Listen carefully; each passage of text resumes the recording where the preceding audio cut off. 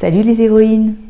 Le syndrome de l'objet brillant, c'est vraiment l'enfer des entrepreneurs atypiques au potentiel et multipotentiel que j'accompagne et c'est aussi quelque chose contre lequel j'essaye de lutter chaque jour. Alors c'est comme pour un enfant qui reçoit un nouveau jouet. Au début, il est très intrigué par le caractère nouveau et brillant de cet objet. Et puis après, il va commencer à se désintéresser parce que l'objet va perdre naturellement son caractère nouveau. Et à ce moment-là, il se désintéresse et va chercher un nouvel objet brillant. What's next, comme disent les anglo-saxons. Et puis à la base, en tant que HP et multipote, en fait, on a cette soif de nouveauté, cette soif d'apprendre, cette curiosité insatiable, plus forte que la moyenne, qui fait qu'en fait, ça nous pend au nez à chaque moment. Et je pense que si tu regardes cette vidéo, c'est sûrement que tu as déjà été confronté à ce syndrome de l'objet brillant.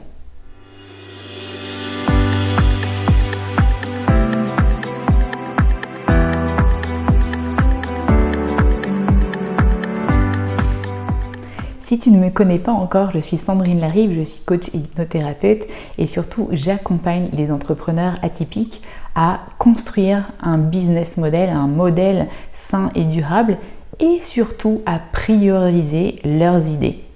Donc je t'invite à t'abonner à la chaîne si tu veux recevoir 3 vidéos par jour. Le monde de l'entrepreneuriat et du web marketing représente un paysage infini de possibilités de créer des nouvelles tendances, des nouvelles idées de business, des nouveaux outils. Il n'y a pas un seul jour sans qu'une proposition pop dans ton feed de choses qui vont t'aider à développer ton business, de closers à la pensée magique qui vont te faire vendre encore 3 fois plus. Il y a aussi potentiellement cette superbe formation en hypnose sur les phobies et les serpents. Ou alors j'hésite entre hypnose et sport, hypnose prénatale, enfin bref, que de formation. Je ne sais pas comment choisir. Pareil, quand je regarde vraiment le pied de mon lit, j'ai l'impression que les livres sont comme une espèce de lierre qui prolifère sur le parquet. Cette prolifération végétale, elle est à la hauteur de mon cerveau arborescent qui commence un livre et qui ne finit jamais et qui en commence un autre. Forcément, à chaque fois que je commence un livre, j'ai l'impression que j'en ai compris l'essence et le message clé. Du coup, j'ai toujours envie de passer à autre chose. Mais attention, cet attrait pour la nouveauté a décidément ses limites. Il laisse place au syndrome de l'objet brillant s'il est trop poussé ou trop compulsif.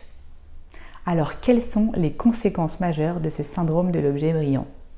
À vouloir être partout, tu n'es nulle part. Tu ne cibles personne et tu te positionnes encore moins. Tu viens sur un marché où tu n'auras pas de signature et au lieu de travailler ta marque personnelle, tu passes ton temps à te comparer. Tu te disperses, tu t'éparpilles, tu perds de vue tes objectifs, tu subis plus que tu n'avances et tu dis au final en plus que ça ne marche pas alors que finalement tu n'as pas été jusqu'au bout des choses. Lorsque tu es sans arrêt attiré par des objets brillants, tu vas recommencer en permanence ta courbe d'apprentissage. Imagine qu'aujourd'hui tu commences sur Instagram, tu te lasses, tu n'y arrives pas forcément et tu décides de passer à YouTube, d'acheter une caméra, un trépied, etc. Eh bien, non seulement tu ne vas pas construire ta communauté, mais tu ne vas pas non plus construire ta crédibilité et surtout, tu vas avoir un double coût. Le coût explicite de tous les outils que tu vas acheter en plus, mais aussi le coût implicite, c'est-à-dire le temps que tu vas passer à dompter ce nouvel outil. Le syndrome de l'objet brillant peut parfois aussi revêtir la forme de la procrastination. La nouveauté à acquérir va alors être une excuse géniale pour ne pas faire les choses difficiles ou chronophages. Par exemple, tu vas pouvoir te dire « Tiens, et si je passais ce nouveau diplôme pour gagner en légitimité ?» Et en fait, souvent, on fait ça quand on a peur, quand on est une porteuse de projet, de se lancer. C'est inconscient, mais on va faire cette formation parce qu'on a peur de se lancer. Si tu aimes cette vidéo, n'oublie pas de liker et de partager avec le plus grand nombre. Et rassure-toi, il existe plein de solutions si cette envie irrépressible d'acheter une nouveauté se représente. Alors 2 axes. Le premier axe, c'est de diminuer les chances que ces nouveautés arrivent sous ton nez. Le deuxième axe, c'est d'augmenter ton niveau de conscience quand ça arrive et de créer de nouvelles habitudes de pensée. Et aujourd'hui, je vais partager avec toi 5 conseils pour ne plus succomber.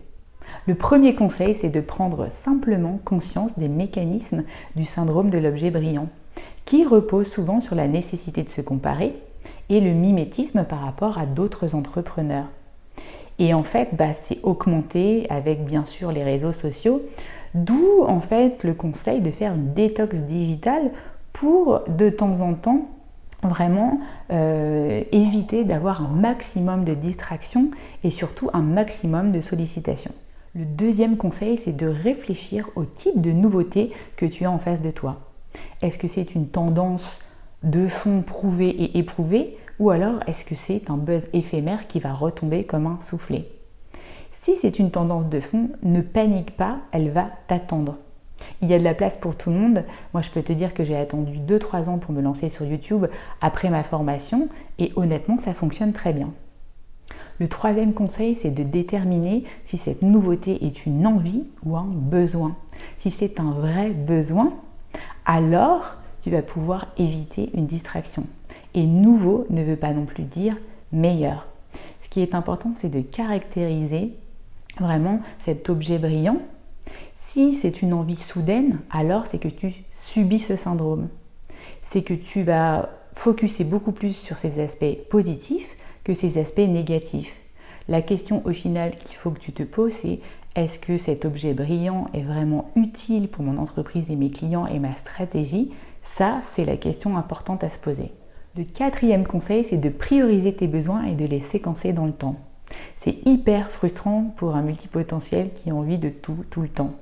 Mais justement, en faisant la liste de tes besoins, en les priorisant et en séquençant dans le temps ce temps qui est ton meilleur allié pour la prise de décision, tu vas pouvoir faire beaucoup plus intelligemment. Du coup, tu vas succomber peut-être à ce premier besoin, à cette première nouveauté, mais après, tu vas avoir le temps de peser le pour et le contre, et il se peut que ce que tu voulais acheter à un moment donné soit complètement has-been au fur et à mesure du temps. Le cinquième conseil, c'est d'aller jusqu'au fond et au bout des choses concernant tes outils, d'utiliser le plein potentiel de ce que tu as déjà. Souvent, on a tendance à n'utiliser qu'une partie infime de nos outils de travail. Alors, regarde-y de plus près. Et tu vas voir que tu peux sûrement optimiser tes solutions existantes avant de passer à un nouvel objet brillant. Maîtriser un outil, c'est aussi se donner le temps de voir venir la réussite et la satisfaction. Si tu veux demain commencer sur Instagram et que tu me dis qu'au bout de 2 mois, tu as abandonné, c'est une hérésie totale. Tout est une question de persévérance, de discipline, d'avoir un esprit test and learn, je teste et j'optimise pour pouvoir au final maîtriser l'outil. Alors, au boulot, ton futur objet brillant, aujourd'hui, c'est de vaincre ce syndrome de l'objet brillant. Ha ha ha. Je vous dis les héroïnes à bientôt. Si vous avez aimé cette vidéo, n'oubliez pas de mettre un petit pouce. Bye bye.